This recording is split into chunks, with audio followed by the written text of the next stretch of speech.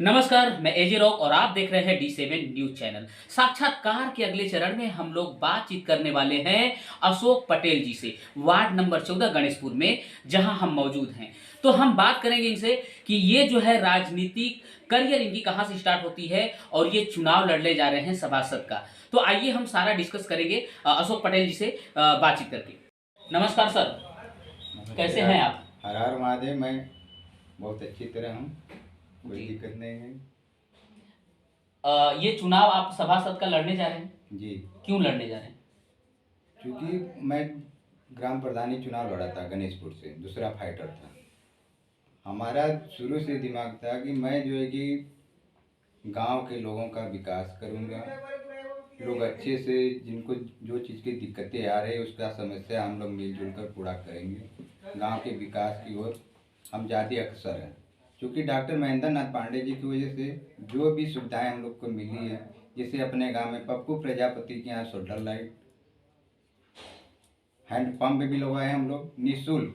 महेंद्र नाथ पांडे जी की वजह से, उन्हीं के आशीर्वाद से गांव का विकास करना चाहता हूँ। अच्छा, हमें ये बताइए कि अभी तक जो है ये एक गांव अलग अलग था जहां पे प्रधानी का चुनाव हुआ करता था। एक गांव का एक मालिक होता था, मुखिया, जिसमें की जनता की शिकायतें हमेशा से रहती थी कि काम नहीं हो पाता है ढंग से, और अब इसको नगर निगम में ले लिया गया है। तो भारत सरकार का क्या प्लानिंग है? आपको क्या लगता है कि प्रधानी वाले कार्यकाल से अब नगर निगम में आ जाने से कार्य बेहतर हो पाएगा पहले से? क्योंकि मोदी जी का संसदीय क्षेत्र है बनारस में, और मोदी जी को बच्चे बच्चे जो छोटे से बड़े लोग जो है कि सब लोग जो कि उनकी एक विश्व में एक अलग पहचान है। हम लोग का ध्यान, जैसे मोदी जी का जो भी योगी जी का कार्यक्रम आता है गांव गांव में, जैसे आप मान लीजिए आवास है। अच्छा, आपने ये कहा कि विश्व में जो है नाम है इनका, विश्व में जो है इनका फोकस है। तो ये बताइए कि ये बीजेपी जो है अदर कंट्री में भी चुनाव लड़ती है, या कैसे विश्व में प्रसिद्ध है, कैसे क्योंकि मतलब? मोदी जी इतना काम किए, इतना विकास किए हैं कि देश के लोग उनके बात विचार और सब कुछ बात विचारों से सहमत होकर उनको जो है कि इस समय विश्व के गुरु लोग मानते हैं विदेश वाले। जैसे अभी हाल में आप देखे हैं 2020 हुआ था, मुनुक सुदक एक प्रधानमंत्री है, उनके द्वारा जो है कि विश्व 2020 का अध्यक्ष मान दिया गया। इसके लिए हम लोग बनारस वासियों का, पूरे देश के लोग इस कार्य को देखते हुए हम लोग बहुत खुशी है। उनके लिए मैं धन्यवाद देना चाहता हूँ। वो हमारे पिता समान हैं। तो पिता समान है, मान लेता हूं मैं, लेकिन कार्य जो है वो किस ढंग से हो पाएगा? अगर मान लीजिए आप चुनाव लड़ रहे हैं, चुनाव जीत जाते हैं, पहला तो हमें ये बताइए कि आप बीजेपी के सिंबल से लड़ रहे हैं या फिर निर्दल भी लड़ रहे नहीं हैं? नहीं, चूँकि पार्टी का जो सर्वमान होगा उसमें 4-5 प्रत्याशी हम लोग हैं, जिसको टिकट देगी हम लोग उसी के साथ मिलजुल कर चुनाव लड़ेंगे ईमानदारी से। पार्टी का यही जो है कि संगठन का यही जो है कि नियम है। आपके यहाँ पेयजल को लेकर क्या व्यवस्था है? पेयजल के लिए करीब करीब सब लोग तो घर घर समरसेबल डाल लिए हैं, लेकिन सबसे ज़्यादा समस्या है जो बेचारे गरीब है। जैसे गांव में हम लोग हैंडपम्प लगवाएं, जिसके कि यहाँ लग गया है, वो लोग जो कि 2 साल 3 साल बाद जो कि बाउंड्री करके कब्जा कर लेते हैं। चूँकि योगी जी का, इसके पहले जो गांव के प्रधान थे, गांव में जो है कि आपका जल निगम का जो है कि प्रावधान आया था, लेकिन उनसे नहीं हो सका। यदि हो जाता था, घर घर लोग के पाइप द्वारा जो है कि 2 घंटा सुबह, 2 घंटा समय, कम से कम समय से तो पानी मिलता है। जो गरीब आदमी है बेचारे बहुत भटकते हैं। तो ये प्रावधान रुक गया है या चल रहा है? नहीं, चल रहा है। जी, कब तक ये कंप्लीट हो जाने का संभावना है? अब तो चूंकि नगर निगम में आ गया है, यदि हम लोग सभासदी का, पार्टी हम लोग को बीजेपी टिकट देती है, तो उसके लिए जो है कि जो गांव के जो प्रधान जो कार्य किए हैं, गांव में देखेंगे क्या क्या नहीं हुआ है। सबसे बड़ी बात, गांव वालों के नाले की समस्या है हर गांव में। अच्छा सर, हमें ये बताइए, चुनाव इतना महंगा हो गया है, जिसके पास पैसा है वही चुनाव लड़ेगा, एक गरीब आदमी चुनाव नहीं लड़ सकता है। और चुनाव में बहुत ज्यादा पैसे खर्च होते हैं, जैसा कि हमने सुना है कि टिकट भी मिलती है वो भी पैसे से मिलती है, फ्री ऑफ कॉस्ट नहीं मिलती है। और उसके बाद गांव में जो है लोगों का वोट लेने के लिए भी पैसे का प्रयोग किया जाता है। दारू देना है, मुर्गी देना है, कपड़ा देना है, न जाने किस किस तरह का जो है प्रलोभन दिया जाता है। तो लोग जो है इसमें सक्षम जो रहता है वही कर पाता है, और उसके बाद जब चुनाव जीत जाता है प्रत्याशी, तो सबसे पहले जो उसका इन्वेस्ट राशि होता है वो रिकवरी करता है, उसके बाद विकास के बारे में सोचता है। तो ये बताइए कि ये सही है या गलत है? देखिए, जनता के ऊपर है, जनता तो हर एक गाँव में जो कि पीने खाने वाली हो गई है। जो पैसा वाले बाहुबली हैं, जो बहुत लोग ऐसे हैं कि ज़मीन बेचकर चुनाव लड़ रहे हैं, कुछ लोग हैं कि पिताजी रिटायर हुए हैं, उनके पास है, कुछ लोग कर्जा लेकर करें, लेकिन मैं एक गरीब घर का लड़का हूँ। और दूसरी बात, मैं जो है कि पेंटिंग का चूना का काम करवाता हूँ एक ईमानदारी से। जो मेरे पास पैसा है, ईमानदारी से चुनाव लड़ूंगा, जनता यदि हमको समझेगी तो सहमत करेगी, हमको पूरा विश्वास है। अभी आपको बता दें, हमारे गांव में 3-4 प्रत्याशी हैं, उसमें जो है कि वो जब वो लोग आ जाते हैं तो उनके पास 10 लड़के खड़ा हो जाते हैं, उसके बाद जेबान से कुछ निकाल कर दे देते हैं, वो लोग मग्न हो जाते हैं। लेकिन जब मैंने घुमा उन लोग से, जब पूछा, क्या भैया वो बात नहीं है, क्योंकि हम लोग को गणेशपुर देखना है। जब समय आएगा आपको सब कुछ मालूम हो जाएगा, पहले आप टिकट लेकर आइए। अच्छा, ऐसा हमें बताइए कि बहुत सारे लोग जो है इस राजनीति को एक बिजनेस समझ बैठे हैं। मतलब पैसे इन्वेस्ट करना और बाद में रिकवरी करना, कमाना, अपना जो है पीढ़ी मजबूत करना, अपना भविष्य मजबूत करना, इस तरह की लोगों की थिंकिंग बन चुकी है, भैया जैसा कि हम देखते आ रहे हैं। तो ये आप हमें बताइए कि वास्तव में ये बिजनेस ही है या समाज सेवा है? देखिए, कुछ लोग तो बिजनेस बना लिए हैं, सबका नाम नहीं ले सकते। जैसे हम लोग हैं, जैसे आपसे बताया ना कि मैं मोटा काम करता हूँ, 4-10-20 लोग को लेकर ये चूना पेंट का काम कराते हैं, ईमानदारी से करूँगा। मैं गरीब घर का बेटा हूँ, धीरे धीरे गरीबी से जो हुआ है वो गांव का विकास करेगा, इसमें कोई दुरा नहीं है। अच्छा, आपके यहाँ खेल कूद का मैदान कोई है ऐसा जहाँ पे बच्चे खेल हम कूद सके? हमारे यहाँ खेल कूद का मैदान है, चूँकि हरिजन बस्ती में है, गणेशपुर में, वहाँ जो है कि रविदास मंदिर है। भीमराव अम्बेडकर का 1.5-2 बीघा जो कि ज़मीन है, सब कुछ है, लेकिन वह रास्ता नहीं। कुछ दबंग लोग, कुछ प्रधान जी के मिलने की वजह से रास्ता जो है कि 3-3.5 फुट हो गया, जिसमें एक आदमी, उनका नाम नहीं बताएंगे, उनसे मैंने पूरा बायोडाटा मांगा है। चूँकि 8 फुट का रास्ता, मैंने बोला कि वो आप कागज़ दीजिए, हम लोग माननीय महेंद्र नाथ पांडे जी की वजह से, विकास पुरुष है, हम लोग उनको ज्ञापन देंगे, समस्या समझाएं। चूँकि वहाँ भी हॉस्पिटल है, हॉस्पिटल वहाँ टेम्पू भी लेकर जाएंगे, यदि हमारी घर की बहू बेटी जाएंगे तो उसमें जो है कि न जाने की वजह से 2 लोग कंधे पर उठा करके लेकर जाते हैं।